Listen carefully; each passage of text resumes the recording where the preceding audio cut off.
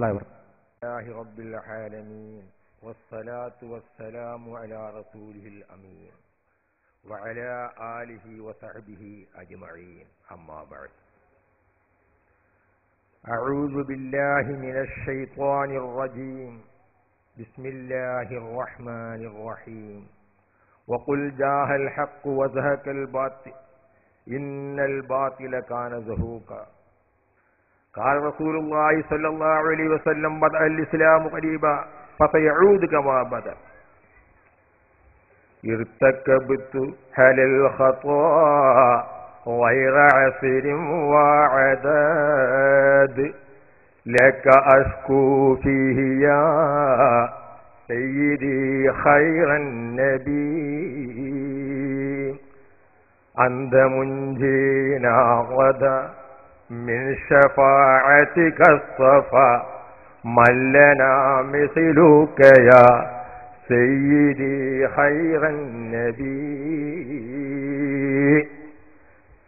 أنت أم أب ما رأينا فيهما مثل حسنك حط يا سيدي خير النبي يا ربي بالمصطفى بلغ مقاصدنا واغفر لنا ما مضى يا واسع الكرم. ബഹുമാനപ്പെട്ട ഉസ്താദ് എന്നെ ബിദ്ഈ പ്രസ്ഥാനത്തിൽ നിന്ന് അഹ്ലുസുന്നത്തി വൽ ജമാഅത്തിലേക്ക് കൈപിടിച്ച് ഈ പ്രസ്ഥാനത്തിൽ വന്ന് നിങ്ങളെ മുന്നിൽ നിൽക്കാൻ അർഹമുർ-റഹീമായ തമ്പുരാൻ അനുഗ്രഹിക്കുന്നതിന് തുടക്കം കുറിച്ച ബഹുമാനപ്പെട്ട എൻ്റെ ഉസ്താദ് അലി സഖാഫി അവരുകളെ, മറ്റു പ്രഗത്ഭരായ പണ്ഡിതന്മാരെ, ഉലമാക്കളെ, ബഹുമാനപ്പെട്ട അഹ്ലുസുന്നത്തി വൽ ജമാഅത്തിന്റെ കർമ്മയോദ്ധാക്കളെ, അസ്സലാമു അലൈക്കും. സമയം വളരെ പരിമിതമാണ്. തന്നെയുമല്ല കുറച്ച് ദിവസമായിട്ട് വളരെ സുഖമില്ലാതെ ഒരു ന്യൂറോളജിന്റെ ചികിത്സയിൽ ഇരിക്കുകയുമാണ്. എന്നാലും ബഹുമാനപ്പെട്ട ഉസ്താദ് എന്നെ ക്ഷണിച്ചതിന്റെ അടിസ്ഥാനത്തിലാണ് എൻ്റെ അനാരോഗ്യം വകവെക്കാതെ ഇവിടെ എത്തിയിട്ടുള്ളത്. ഞാൻ ഉസ്താദിനോട് ചോദിച്ചു, ഉസ്താദെ ഞാൻ വരണോ? തീർച്ചയായിട്ടും വരണമെന്ന് പറഞ്ഞപ്പോഴാണ് എത്തിയിട്ടുള്ളത്. അതുകൊണ്ട് ദീർഘിച്ച് സംസാരിക്കാനുള്ളൊരു വേദിയുമില്ല, എന്നാലും കുറച്ച് കാര്യങ്ങൾ നിങ്ങൾ അറിയിക്കാതിരിക്കാൻ നിർവാഹവുമില്ല. ഏതായാലും പടച്ച തമ്പുരാൻ നിങ്ങളോട് സംസാരിക്കാനും എനിക്കതിനുള്ള ആഫിയത്ത് നൽകട്ടെ. അതോടുകൂടി വല്ല ബിദ്ഈ പ്രസ്ഥാനക്കാരുമുണ്ടെങ്കിൽ അവർ തെറ്റിദ്ധരിച്ച് ആ പ്രസ്ഥാനത്തിൽ നിൽക്കുന്നുണ്ടെങ്കിൽ അവർ അഹ്ലുസുന്നത്തി വൽ ജമാഅത്തിലേക്ക് കടന്നു വരാൻ ഈ പ്രസംഗം ഉപകരിക്കുകയും ചെയ്യട്ടെ എന്ന് ഞാൻ ആത്മാർത്ഥമായി പ്രാർത്ഥിക്കുകയാണ്. ഇവിടെ 30 വർഷം ഞാൻ മുജാഹിദ് പ്രസ്ഥാനത്തിലുണ്ടായിരുന്നു. കുറ്റിപ്പുറം നിയോജക മണ്ഡലം മുജാഹിദ് പ്രസ്ഥാനത്തിന്റെ ജോയിന്റ് സെക്രട്ടറിയും എൻ്റെ നാടായ എടക്കുളം യൂണിറ്റിന്റെ സെക്രട്ടറിയും. എന്താണ് 30 വർഷം ഞാൻ മുജാഹിദ് പ്രവർത്തകനും പിന്നീട് ഗൾഫിൽ നിന്ന് വന്നു. ഇപ്പോൾ 6 വർഷമായി, ഞാൻ 7 വർഷം.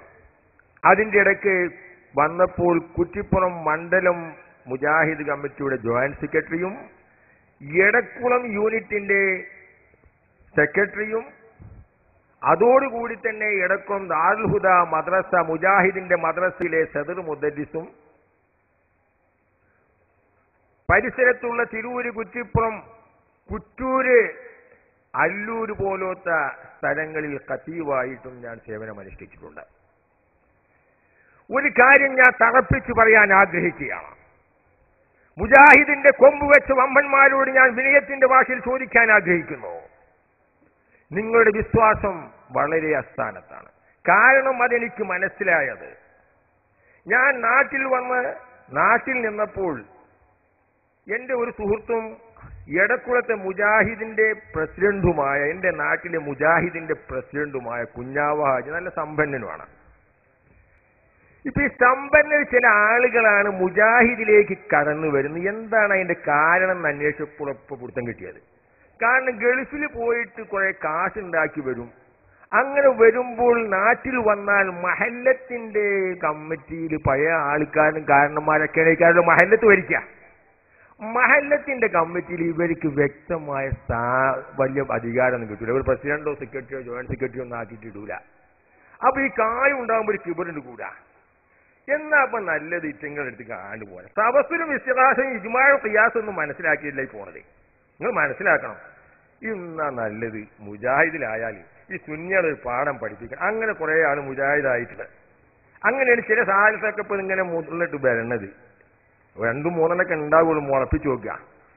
അപ്പൊ ഞാൻ പറയുന്നത്, എന്റെ ഏതെങ്കിലും പ്രിയപ്പെട്ട സുഹൃത്തുക്കൾ തെറ്റിദ്ധരിച്ച് ഈ പ്രസ്ഥാനത്തിൽ നിൽക്കുന്നുണ്ടെങ്കിൽ അവർ ആത്മാർത്ഥമായി നെഞ്ഞത്ത് കൈ വെച്ച് ഈ വിനീതം പറയുന്ന കാര്യം എന്റെ അനുഭവത്തിലുള്ള കഥകളാണ്.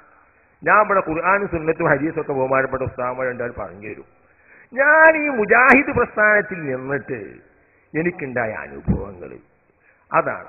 അപ്പൊ എന്നോട് പറഞ്ഞു, ഇയാൾ ഈ കുഞ്ഞാവാജി എന്ന് പറഞ്ഞ ആള് പഴയ കാലത്ത് മൊല്ലാക്കായിരുന്നു, ബാപ്പ മൊല്ലാക്കായിരുന്നു, പിന്നെ കട്ടപ്പരയിൽ ഓടിയിരുന്നു. ഇപ്പൊ ഞാൻ എവിടെയും പറഞ്ഞാൽ നിങ്ങൾ അന്വേഷിക്കാം, എടക്കുളം ചെന്ന് അന്വേഷിച്ചു നോക്കൂ.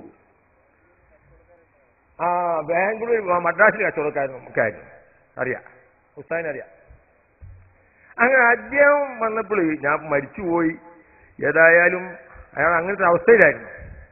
അങ്ങനെ മൂപ്പര് പഴയ കാലത്ത് കത്തപ്പയിൽ ഓതിയപ്പോൾ മൂപ്പർക്ക് കുറച്ച് ഖുർആൻ ബാപ്പ പഠിപ്പിച്ചു കൊടുത്തിട്ടുണ്ട്. ഹുറൂഫുകളുടെ മഹാരിജൊക്കെ പഠിപ്പിക്കാനുള്ള അവസ്ഥയിലൊക്കെ പറഞ്ഞു കൊടുത്തിട്ടുണ്ട്. അപ്പൊ മൂപ്പർക്ക് അതൊക്കെ കുറച്ചറിയാം. അങ്ങനെ മൂപ്പര് മദ്രസന്റെ സെക്രട്ടറി നടത്തിപ്പും ശമ്പളം കൊടുക്കലും എല്ലാം മൂപ്പരാ. അങ്ങനെ ഒരു ദിവസം മദ്രസ കയറി വെക്കിയതാ. മദ്രസ കയറി വെക്കുമ്പോൾ അവിടുത്തെ മൗലവിമാരെ ഖുർആൻ ഓതി കേൾക്കുന്നത് കേട്ടപ്പോഴേ ഹക്കാണിത് പറഞ്ഞത് എന്നോട് പറഞ്ഞു, പൊന്നാൻ എന്റെ സ്നേഹിത, ഞങ്ങൾ വലിയ ഉപയോഗിക്കാനാണല്ലോ, ഞാൻ നാട്ടുകാരനുമല്ലേ, എങ്ങനെ എന്നോട് പറഞ്ഞു. ഞാൻ ആ മദ്രസയിൽ കയറിയിട്ട് നമ്മളെ മൗലവിമാരെ ഖുർആൻ എടുക്കുന്നത് കേട്ട് നോക്കുമ്പോഴേ ഞാൻ ആ കൂടി അജബായി. എന്തിനു അതൊന്നും പറയണ്ട, ഒരു കാര്യം ചെയ്യുമോ, ഏതായാലും ഇപ്പൊ നാട്ടിലപ്പോ ഇങ്ങനെ നിൽക്കല്ലേ, ഞാനിപ്പോ അതുകൊണ്ട് 1 മണിക്കൂർ 1.5 മണിക്കൂറൊക്കെ അല്ല. അപ്പൊ ഞാൻ ചെറിയൊരു സൈഡ് ബിസിനസ് ഒരു കച്ചവടമായിട്ട് അവിടെ ഇരിക്കുകയായിരുന്നു. അപ്പൊ ഞാൻ പറഞ്ഞു, പൊന്നരാജ്യം എന്നെ പെങ്ങളേക്ക് കൊണ്ടുപോണ്ട, അല്ല ഒരു ലേശം ദിവസം ഒന്ന് ആ മദ്രസയിലൊന്ന് നിൽക്ക്, ഒന്ന് സദറായിട്ട് തന്നെ. അപ്പൊ ഞാൻ വിചാരിച്ചു, പടച്ച റബ്ബേ, മുജാഹിദല്ല എന്താപ്പ അവിടെ ആ ഭർത്താനൊക്കെ കണ്ട് കേട്ടിച്ചാല് ഭയങ്കര ആയിരിക്കും. ഗൾഫിൽ നിന്ന് വന്നാൽ ഇറ്റങ്ങൾ ഇന്ന ഭയങ്കര സാഹിത്യം. സബുൽമല്ലക്കിലൊക്കെ വലിയ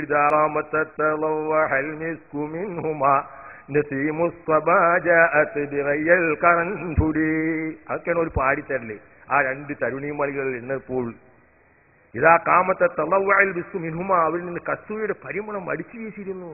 അങ്ങനത്തെയാണ് നസീമു സബാ ജാഅത് ബിറയ്യിൽ കൻഫുരി, കറാമ്പൂ തോട്ടത്തിൽ നിന്ന് പരിമളമേറ്റു വരുന്ന മന്നമാരുതിനെ പോലെ ഏത് സുന്നികൾക്കോട് അറിയാ.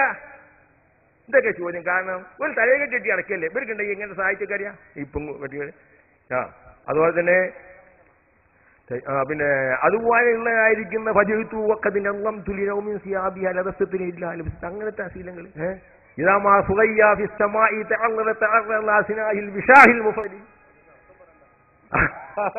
അത്ര വൃത്തികെട്ട വാക്കുകളൊക്കെ. എന്നിട്ട് ഇങ്ങോട്ട് പറയാ ഇങ്ങനത്തെ സാഹിത്യങ്ങളൊക്കെ ഉണ്ടാ ഇവർക്ക് തിരികെ ബുർദ ഇവർ ചെയ്യുന്നുണ്ടല്ലോ. എന്താ ബുർദന്റെ ആമീന്തതക്കുടി ജീവാനും ബിരിസ്ഥലം മസജിത്ത്, അവർക്ക് അക്ഷരങ്ങളും ശുദ്ധി ഉണ്ടാവില്ല, അക്ഷരങ്ങൾ ഒറ്റൊന്നിനും അറിയില്ല. ഇങ്ങനെ അപ്പൊ ഞാനും വിചാരിച്ചെന്ന ഈ പഴയൊരു വലിയ കെണിഞ്ഞ പുസ്തകമൊക്കെ ആയിരിക്കും. അപ്പൊ ഞാൻ പഴയ കാലത്ത് പള്ളിദർശനം നോക്കിയിട്ടാണ് ഞാൻ മുജാഹിദായത്. ഇപ്പൊ ഇവിടെ മറ്റേ കുറച്ച് കൗമ്പറൊക്കെ ഉണ്ടല്ലോ, അവര് ഇതൊക്കെ പറഞ്ഞാൽ പറഞ്ഞുതരാം, പറയാനത് പാട് പറയാനുണ്ട്. പക്ഷെ നേരെ ഉസ്താദിന്റെ പ്രസംഗം കുൽപ്പെടുത്തി ഇപ്പാവും.